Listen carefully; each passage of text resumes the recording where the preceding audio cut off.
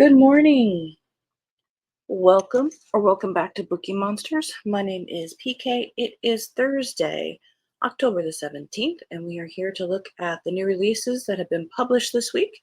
We are looking at fantasy and science fiction today. Every day of the week, we look at a different genre. And today is fantasy and sci-fi's turn. Quick announcements. I do have sprints tonight at 8 p.m. Eastern. They go for 2.5 hours. I do them 3 times a week, every Tuesday and Thursday evening, and Saturday afternoons at 3 p.m. Eastern. All right, let's jump in. Hi, Cajun. I'm not working. Oh, how nice. Look, and hop in. I didn't even get up until about an hour ago. It's 36 here this morning. Ugh, so snuggled under a blanket. Yes, we are currently at the warmest it's going to be. It's going to drop as the day goes on. It's currently, I think, in the 50s, but we're supposed to be in the 40s all day and rainy. So it is perfect stay-at-home weather. It would be nice. I'm glad for you. All right, so fantasy and science fiction. Mostly fantasy these days. The Invisible College by Jeff Wheeler, first in a new series. Well, this is November 12th. Is the hardcover coming out? Huh. All right. They bamboozled us. We are not quite to that date.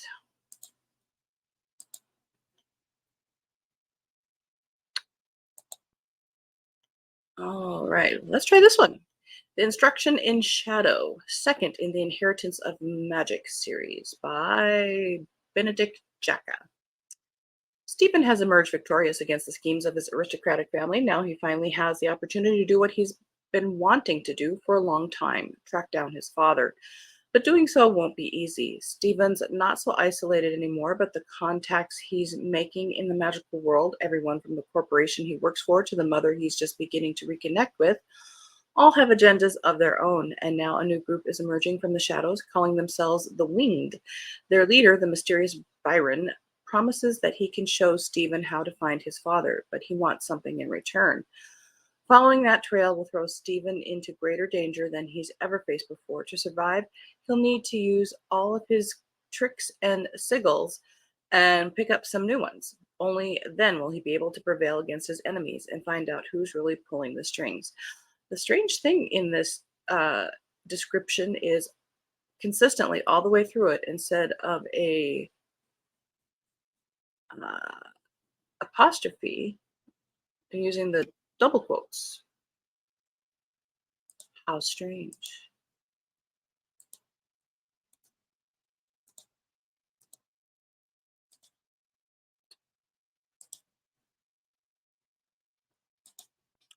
Arise the Queen by Tanya Ann Crosby.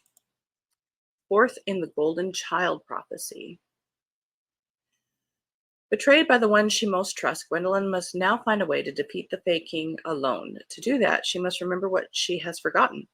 The time is running out, and the odds are rising against her, and even the fates appear to favor a cruel king whose reign began with the end of all she holds dear. Arise the Queen is the exciting conclusion to this.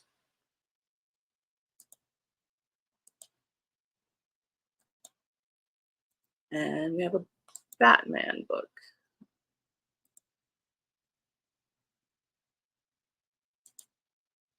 Batman Resurrection by John Jackson Miller. The Joker is dead but not forgotten. Gotham City is saved but is still not safe. By night, its new symbol of hope, Batman, continues his fight to protect the innocent and the powerless. By day, his alter ego, Bruce Wayne, wonders whether there may someday be a future beyond skulking the city's rooftops or the cavernous halls of his stately manor, alongside the ever-dutiful Alfred Pennyworth. But even after death, the clown prince of crime's imprint can be seen in more than just the pavement. Remnants from the Joker's gang are leading wannabes, fascinated by his bizarre mystique, on a campaign of arson that threatens the city, even as it serves greedy opportunists, including millionaire Max Schreck. The survivors of exposure to the Joker's chemical weapon, Smilex, continue to crowd Gotham City's main hospital. To quell the chaos, Batman needs more than his cape and his well stocked utility belt. Bruce Wayne is forced into action, prompting a partnership with a charismatic scientist to help solve the health crisis. But as he works in both the shadows and the light, Bruce finds himself drawn deeper into Gotham City's turmoil than ever before, fueling his obsession to save the city, an obsession that has already driven a wedge between him and Vicky Vale. The loyal Alfred, who has hoped Bruce's efforts as Batman could help him find closure, finds the opposite happening. Nightmares begin to prompt Bruce to ask new questions about the climactic events in the cathedral, and investigations by Commissioner Gordon and the reporter Alexander Knox into arsons only amplify his concerns. End of that row. This next one, I really don't care for this cover. It's not that everything here is black. It just does not work for me. But that's me. Oh, wow, the Joker's dead. And they didn't even say spoiler. He is in that book. This is Bull Moon Rising by Ruby Dixon, first in the Royal Artifactual Guild. As a holder's daughter, Aspeth Honori knows the importance of magical artifacts, which is why it's a disaster that her father has gambled all theirs away.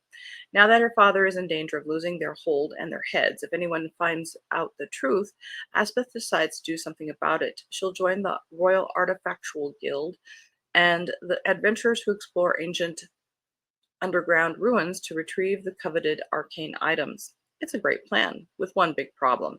The guild won't let her train because she's a woman. Asbeth needs a chaperone of some kind. The best way to get around this problem, marry someone who will let her become an apprentice. Who better than a surly guild member who requires a favor of his own? He's a minotaur, it's fine, who is her teacher, also fine, and he's about to go into rut, which is where it gets tricky. He also has no idea she's a noble, oops, or he'll want nothing to do with her if he discovers her real identity.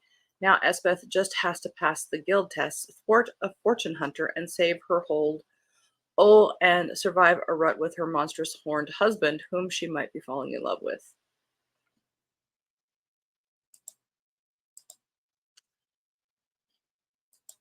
I have commentary, but I'm not gonna say it.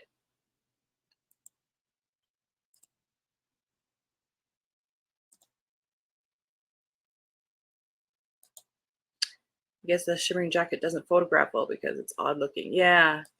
Plus, the shimmery jacket doesn't hide that there's going to be sex with a bull. So, good morning, Elena. How are you doing? Moore's Oblivisons by Alison McCollum. Yeah, being in Latin will definitely attract your readers. What happens after death?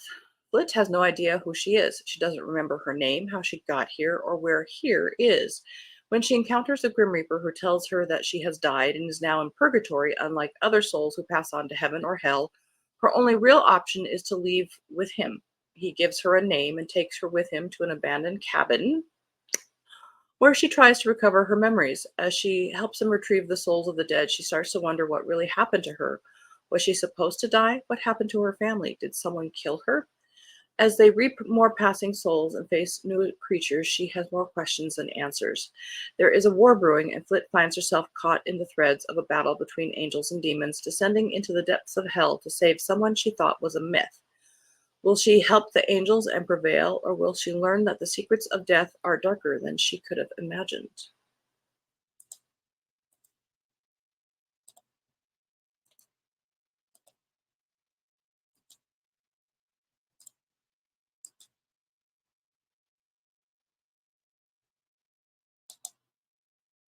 I'm good. We saw Earth, Wind, and Fire last night, and I got a Diet Coke. Oh, how fun! And Cajun says, I bet that was fun. It was awesome. No kidding.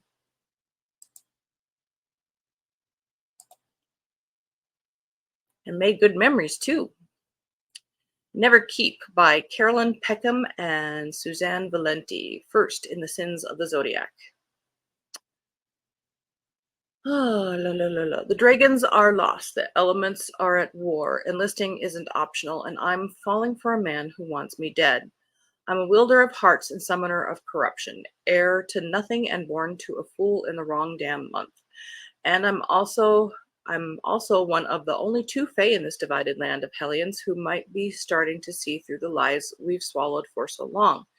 In the year we turn 21, conscripts from across the warring nations of air, fire, and earth and water are sent to Neverkeep, the only place in our besieged continent where our magic can be awakened. But something is wrong inside Neverkeep, something that might extend far beyond the reaches of this desolate fortress.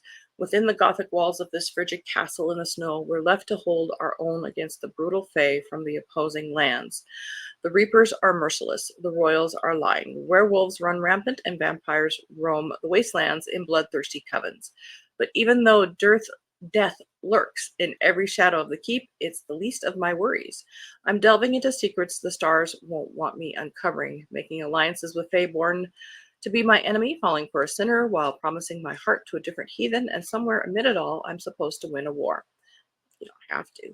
I thought the only thing I had to do was survive my magical instruction. Turns out fate doesn't favor the wicked. All that to say, there's a main character and stuff happens. On Vicious Worlds by Bethany Jacobs. Second in the Kingdom trilogy. The Jevani have found a fragile sense of peace on the ice planet of Kapamame, far from the kingdom's domineering control. There, June Ironway and Master Hawks are tasked with the impossible, protecting their colony from a faceless saboteur who is hell-bent on spreading mayhem and murder through the colony.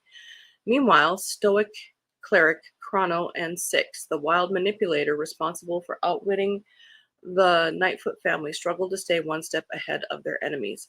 A collision is on the horizon, one that could ignite the spark of revolution. And over it all hangs the cruel legacy of Essek Nightfoot, a legacy that may prove impossible to escape. End of that row.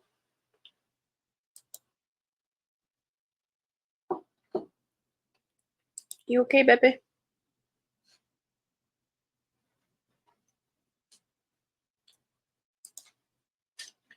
Keo was doing some heaving just before we went live, so he seems to be okay. The Night Word by R.S.A. Garcia, first in the Waters of Lethe series. For 500 years, Gaia's hand has stood as a ward against the dark. The age of chaos is a faded memory. The goddess has left Galen and given her blessing to the queens to rule in her stead. Princess Viella of the court of Hamber is the spirit of Gaia, presumptive heir to the throne and budding wielder of magic, and yet she's still a child, not yet 10 years old. And a day spent evading her teachers and her dutiful bodyguard Luca is much more satisfying than learning about telepathy, illusions, and other spells, or obeying even her mother, the queen. There is time enough, until there isn't. For the night the queen hosts the ceremony to confirm Viella as the next hand of Gaia, everything changes for her in the most horrific way imaginable, the assassination of Viella's mother. Now Viella is queen. Luca, despite resenting his position as royal babysitter, does not hesitate. He rushes his charge from the court and vows to keep her safe. Yet he is unsure how to help a burgeoning hand of Gaia, let alone contend with his place as a man in a matriarchal world and the secret that is burning inside him. Together, they are on the run from darkness in a world where the lines between magic and technology are blurring, and it's up to a child and her protector to bring clarity and light back to the queendom. I don't care for that cover, though. That's just me.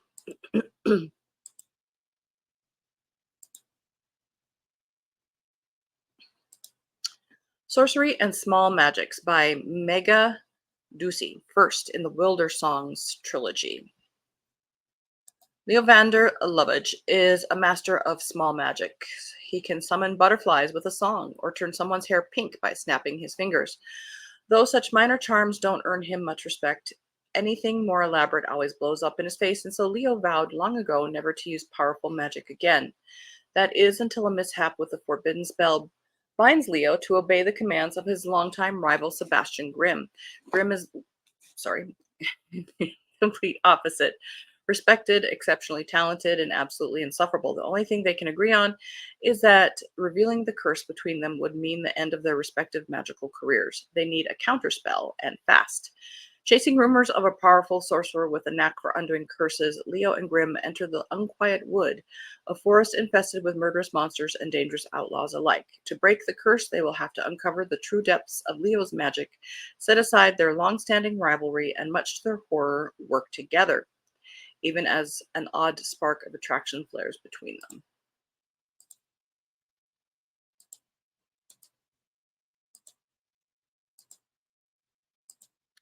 Whispers Most Foul by Emma MacDonald, first in the Dunhollow Academy series. Rose is a student at the prestigious and cutthroat institution of magical learning, Dunhollow Academy. The only problem is that she can't cast a single spell, something her chancellor mother and pretentious peers won't let her forget. Worst among them is Sylvie, the school's top caster and Rose's academic rival. At the start of her third year, Rose must deal with not only the Academy's expectations of her, but also the presence of a vicious ghost, Aveline, a first-year student whose sudden and mysterious disappearance was covered up last term. Rose is the only person who can see Aveline's ghost, a secret she keeps from everyone, even her best friend, Ben.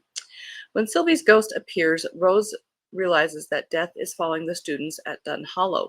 Rose and Sylvie are forced to team up in a world of old dark magic and a dangerous secret order. The deeper they search for answers, the darker the lies become. The clock is ticking, and Rose and Sylvie must act fast before another student is claimed. Talk about dark academia. And there's a new Star Wars movie.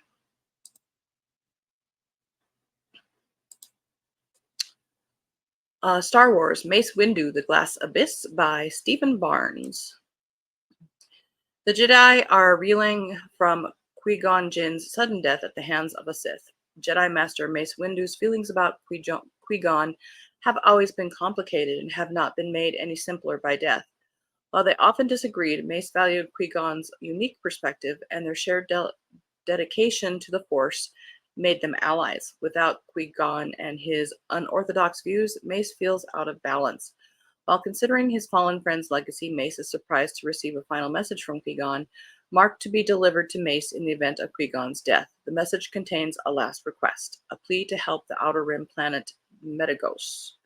Many years ago, a violent solar flare transformed the surface of the desert planet into a landscape of irradiated glass, as beautiful as it is dangerous.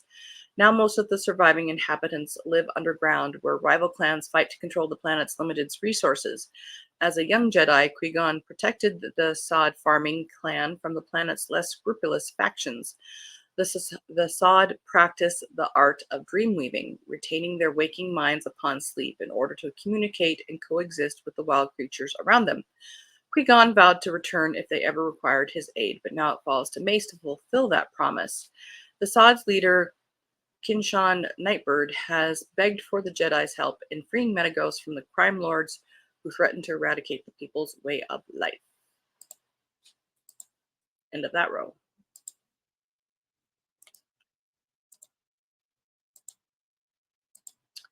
Shadowed Moonlight by Casey Harper. Loving Kane nearly destroyed Briar once. Now that he's alpha, he could be the end of her. Briar's life collapsed the day Kane abandoned her 4 years ago, leaving a trail of destruction in his wake. Now she needs his help. Briar has one shot to save her V-addicted brother if she can solve a series of murders plaguing the city. It'll mean driving headfirst into the political minefield of the supernatural elite and going head-to-head with the new alpha. He's dangerous, he's devastating, and he just so happens to be the man who obliterated her world. The deal, Fake being his mate to solve the case. The cost, everything. As catastrophe looms and old passions ignite, Briar is faced with the impossible choice between loyalty and love, while the killer is watching and waiting to strike.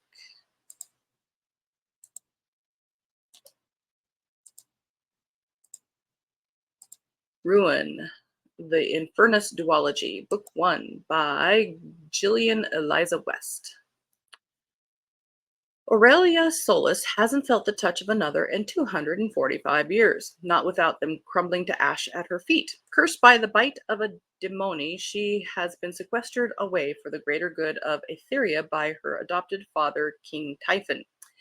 King Renwick rules the rival kingdom of Inverness, the land of the dead. When Aurelia flees the palace of Athera after her power is let loose with deadly results, he recognizes her potential as a weapon and aids her escape. Aurelia finds herself the prisoner of the man she has been taught to fear most, and Renwick is surprised to find there is more to this princess than her untamed powers. Despite the gulf of secrets and magic between them, Renwick can't deny the pull he feels towards her, and Aurelia struggles to resist the one person who can not only survive her touch, but craves it, etc. We are running out of time. We need to keep moving. House of Frank by Kay Sinclair. Powerless witch Seika is ready to enact her sister's final request to plant her remains at the famed Ash Gardens. When Seika arrives at the always stormy sanctuary, she is welcomed by its owner, an enormous knit-cardiganed mythical beast named Frank, who offers her a role as one of the estate's caretakers. Overcome with grief, Seika accepts, desperate to put off her final farewell to her sister.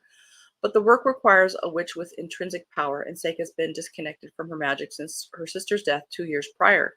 Seika gets by at the sanctuary using a fragment of a fallen star to cast enchantments while hiding the embarrassing truth about herself. As Seika works harder in avoidance of her pain, she learns more about Frank, the decaying house at Ash Gardens, and the lives of the motley staff, including bickering twin cherubs, a mute ghost, a cantankerous elf, and an irritating half-witch, among others. Over time, she rediscovers what it means to love and be wholly loved, and how to allow her joy and grief to coexist. We are running out of time, so we're just going to look at the covers of these last ones. Inferno's Air by Tiffany Wang. Strange Beasts by Susan J. Morris. The Ancients by John Larison. And Lightning in Her Hands by Raquel Vequez Gilland, I think it is. It's written in script. Yes. Oh, Gilliland. All right. And that is all we have time for today. A motley crew of fantasy and sci-fi, I do have to admit.